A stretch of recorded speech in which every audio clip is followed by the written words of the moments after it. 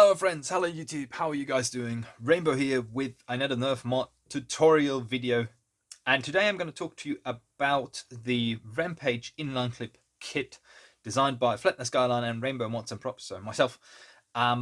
This kit has been debuted, if you want, in the Colors of the Void build, so some of you may have seen this.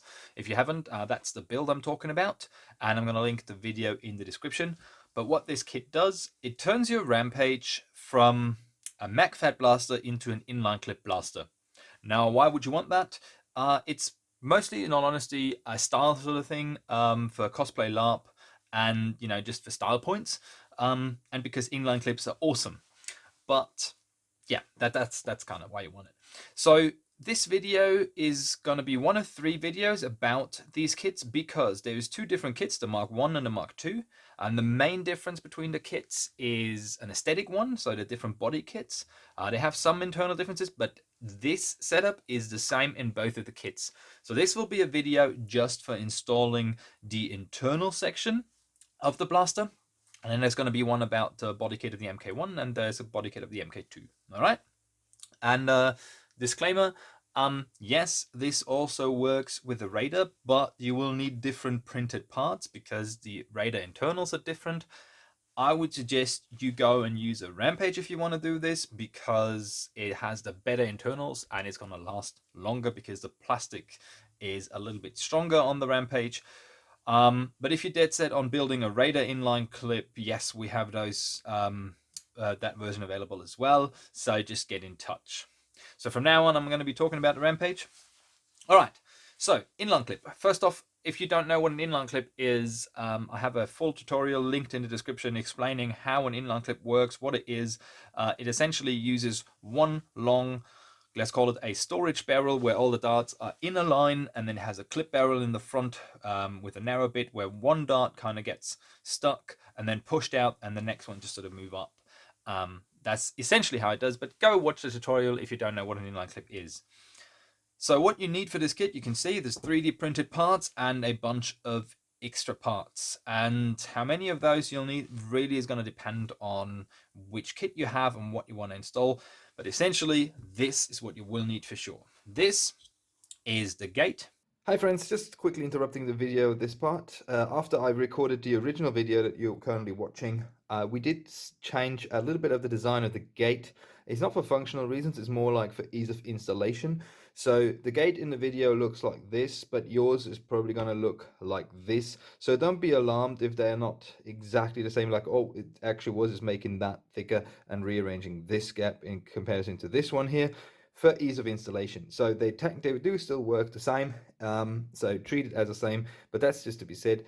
The one in the video is going to be this, which still works fine, but the one that's now live is actually this one because it's easier to install. There you go. And this is the pusher breech. So these 2 are the essential bits. These 2 are optional. I have them here because they're technically somewhat internal. This is a slam fire delete. So if you don't want your Rampage to be able to slam fire with the inline clip in place, you take out an orange part, I'll show you later, and you put this in place. If you want to keep the slam fire, you don't need this. You just forget about it. There we go. And this is because you don't need the magazine anymore. So if you're going to cut off the sight Logan magazine portion, this is going to close that. But that's also an optional part, because you'll see with the other 2 videos that there is different dart holders and things that you can put on top of where the magazine used to be, where you don't need this. I always use this because I think it's neat and closes off the blaster, and I put my shell holders on top of that. But technically you wouldn't need that. You can just use a shell holder, depending on how you cut, might be the better choice. But this is why this is kind of somewhat optional. If you don't cut off the magazine portion of the blaster, then you don't need that at all. But I don't see why you wouldn't, because there's no real need. But that's why this is optional as well. All right, so you have these 2, great. Now what you need is some brass, some PVC pipe, some screws, some nuts, and then you're good to go. Some O-rings. So let's start with, obviously, let's start with this. All right, what you want here, you need two O-rings, 15mm O-rings at 1.5mm thickness, so these kind of fellows, and they go on top of here. So 1 and 2, right? They just sit there, nice and easy. That's it. That's those two O-rings. In the front here, you can see that it's printed with a little bit of a gap. This is for a little piece of KS140, so that'll be 1732. And this just goes on here. See, this is a little bit too long even. Like, you want this to be just as long as that, which is roughly a centimeter. So I would have to come and cut this down a little bit. And as you can see, there's kind of a loose fit. That depends on printer tolerances. I kind of like it this way. All I do is just glue it in place. And the glue I use for this is this one here, which is a special glue for plastics, to actually glue plastic to different components, which is great because I'm going to be gluing brass and plastic together. There we go. So when you have this installed, that kind of pre-assembly is done. All right, let's talk about this. This is going to be your entire gate breech setup, and there's two versions available depending on if you print this yourself. There's two versions. There is a 16.45 and a 16.65. That depends on the size, the outer diameter of the PVC pipe you're using. We built this for 16mm PVC pipe, which is why I am using the 16.45, because that leaves me enough space, you know, even with printer tolerances and tolerances in this, to have a proper seal. If you find you have a little bit of trouble, you can just add, like what I did here, because this is the bigger one, just add some tape around here, and that then goes into there. Okay, before you insert that here, there's one thing you need to do. As you can see here, there is some brass in here. The reason why we use this 16mm is because the KS141, which is a 9/16 brass, just fits in here nice and snug. Like, this is very, very nice and snug, airtight. And because you need this in there to create the seal, remember how we put a centimeter on here? So you will use a centimeter of KS141, so 9/16 as well, and chuck it in here. I'm not going to put that in there because there already is one in here. And so this will then seal your breech. Okay, let's not push this in there because I'm not going to get it out. Let's use this to demonstrate. So this will then go and seal. Okay, there we go, sealed. And it's just about a centimeter, a little bit more. You don't need much more than that. And so when this sits in here, and then this comes in here, and that'll seal, and there you go. Now, the length of the PVC pipe will determine how many darts your inline clip can hold. I'm preferring to use short darts on this, and this will actually hold, I think it's 9 short darts altogether. But that really depends. You can build this in whatever length you want. This, you will see later, actually sticks out in front of the Rampage quite a bit, about that much. So if you want to have it flush with the Rampage, you could only use that much. But if you have some sort of front attachment or use the Mark II kit, you can have this a lot longer. With the Colors of the Void, I used an even longer bit. I think it was about that long. And I used this massive silencer thing, that off-brand NERF adapter, and just to cover this entire piece. But as I said, the length of this will depend. Now, if you've never built an inline clip before, you can't just have it like this because the darts will just fall out. You will need a, let's call it a clip barrel, okay? So the narrow bit in front. And the way I built this with this is rather simple. So this here is a piece of KS141, so 9/16, which already, I don't know if you can see this, has a piece of KS140, so 1732 inside. So the KS140 inside here has the exact length of a short dart. Okay, and so this would go into the front here, all the way into there, and then that would be my inline clip. Okay, if you have never built a brass inline clip, you kind of got to work out these length of the brass that you need by try and error, in all honesty. I figured for me that with the builds here, a length like this works when using the stock spring. If I'm using a spring with more power, the piece of KS140 needs to be longer. Okay, And as you can see, like if you shove this all down here and this is your clip barrel already, and you need the clip barrel to be, let's say, this long, you're losing storage barrel, which is why you would want to think, okay, make a storage barrel longer if you want to have a certain number of darts and you can load in your clip. But yeah, that'll be up to you. That's just how I did it with the colors of the void build, and that's how it's, well, I'm saying that it's done for this. If you use the Mark 1 kit, the Mark 2 comes with a different inline clip, but I'm going to show this in the video for the Mark 2. Okay, so the Mark 1 will require you to build some sort of brass in the front here, or however else you want to build the clip barrel of your inline clip. Again, if you don't know exactly, check out a tutorial in the description. All right, so other things that you may need for the assembly of this kit are a bunch of M3 nuts, like flat M3 nuts, some super glue to glue them in place, a various amount of M3 screws. So these are 10 millimeters, 12, 16, and 20. And again, this, how many you need and which ones of those will depend on what kind of static kit you're using. This is also something I use a lot, which is an M2.5 bolt, because that replaces the metal bolt, this one here, that actually holds the pusher in the sled. All right, but I'll show you where this all goes. So now you've understood all the things that we need. Let's put them aside. And I've prepared a Rampage just over here. As you can see, it already has parts in place. So just, you know, this is all the things that you need from the Rampage internals for the functioning bits. So essentially, what you're going to keep is your spring, your catch spring, your trigger spring, this orange bar if you want to have slam fire. If you don't, you can remove that and just replace this with that thing in the back here. Okay, hang on, that's that way, it needs to be that way. There you go. So this one can go in here, but I like to have the slam fire, which is why I leave this in.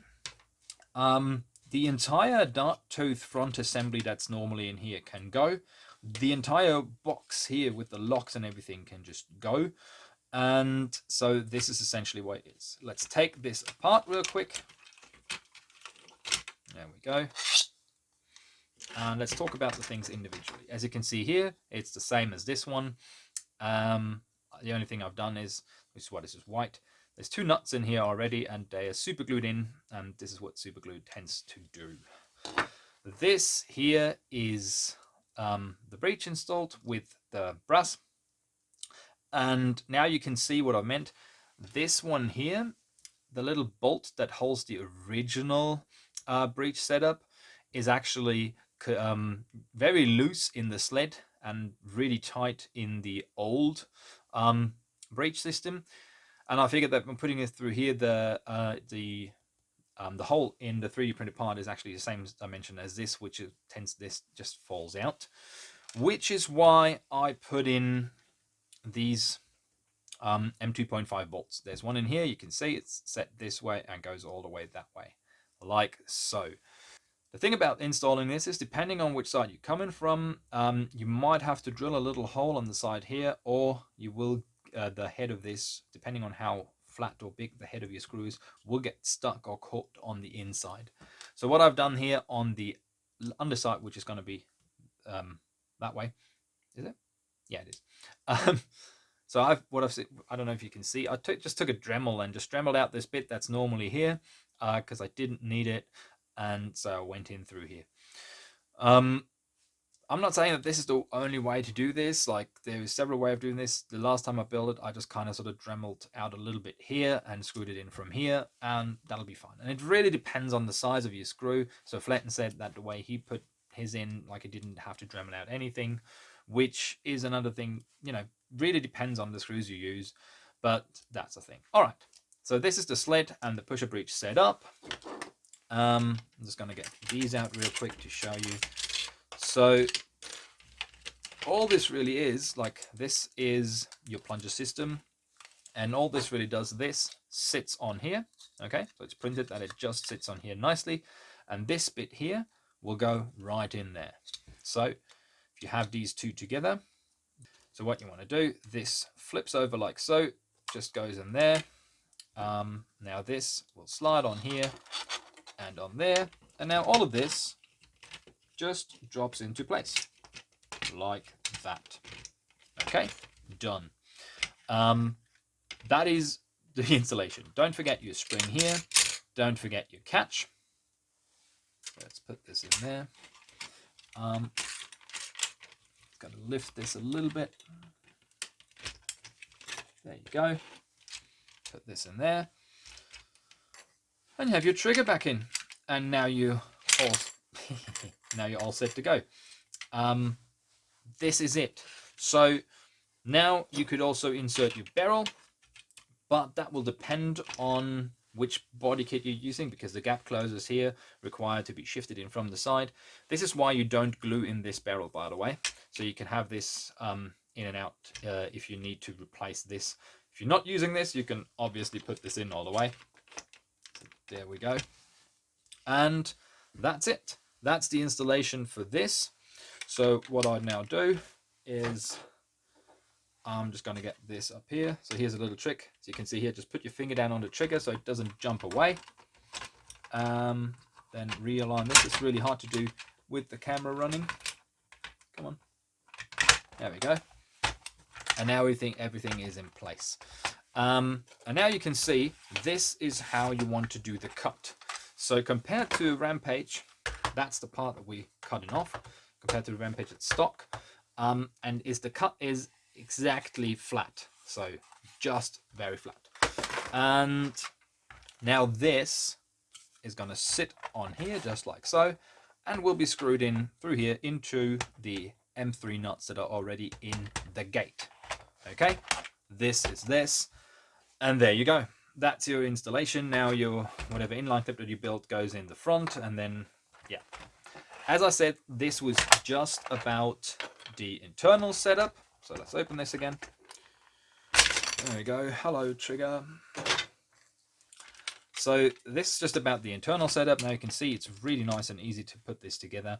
And there will be a follow-up video for the Mark 1 kit and a follow-up video for the Mark 2 kit. So make sure to subscribe to the channel, and if you have any questions, leave a comment or send me an email. From now on, this kit is available, so if you want your printed version of the Mark 1 kit, just get in touch or check out my Etsy shop. And I'm also having the files available for this kit, so if you have access to a 3D printer, you can print those yourself. Files and in print guide and installation. Well, installation is in this video, print guide is in with the files. So if you want the files, check out my Etsy or get in touch. And yeah, I hope this was helpful for you. I hope this did answer all the questions. And yeah, off we go. Make sure to subscribe and to check out everything in the description, as I said. And other than that, happy modding, happy nerfing. See you next time. Love and sunshine.